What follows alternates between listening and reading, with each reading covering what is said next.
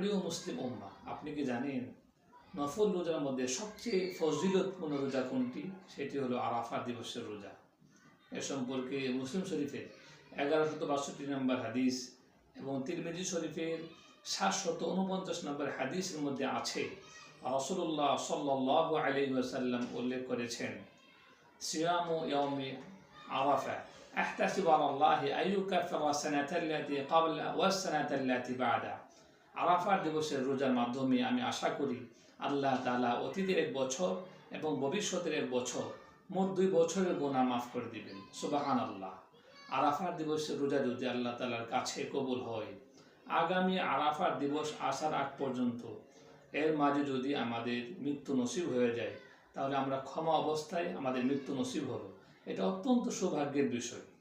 আরাফার দিবসের রোজা এত ফজিলতপূর্ণ হওয়ার পরও এই রোজাটি হাজী সাহেবগণ যারা আরাফার ময়দানে অবস্থান করছে তাদের জন্য ভেঙে ফেলা এটা হলো সুন্নাহ। এ সম্পর্কে বুখারী শরীফের 1658 নম্বর হাদিস এবং মুসলিম শরীফের 1123 নম্বর হাদিসের মধ্যে আছে, হযরত উম্মে ফাদল বিনতে হারিস রাদিয়াল্লাহু আনহুমা থেকে বর্ণিত, আন্নাহা আরসালাত ইলা নবী সাল্লাল্লাহু আলাইহি ওয়াসাল্লাম বিকাদাহি লাবানিন ওয়া হুয়া ওয়াকিফুন আলা বাঈরিহি বিআরাফাতা। রাসূলুল্লাহ সাল্লাল্লাহু আলাইহি ওয়াসাল্লাম যখন আরাফার ময়দানে হজের মৌসুমে উটের উপরে অবস্থান করছিলেন, ঠিক সেই মুহূর্তে উম্মে ফাদল বিনতে হারিস রাদিয়াল্লাহু আনহুমা তিনি আল্লাহ রাসূলের কাছে 1 পেয়ালা ভর্তি দুধ পাঠিয়েছেন। ফাশারিবা, রাসূলুল্লাহ সাল্লাল্লাহু আলাইহি ওয়াসাল্লাম সবার সামনে সেই দুধটি তিনি পান করেছেন।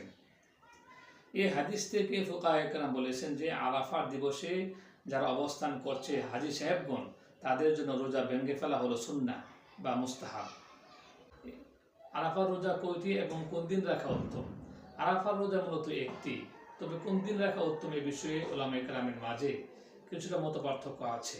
কেউ বলেছেন সৌদি আরবে যে দিন হাজী সাহেবগণ আরাফার ময়দানে অবস্থান করে 9 তারিখে, ওই দিন রোজা রাখা উত্তম।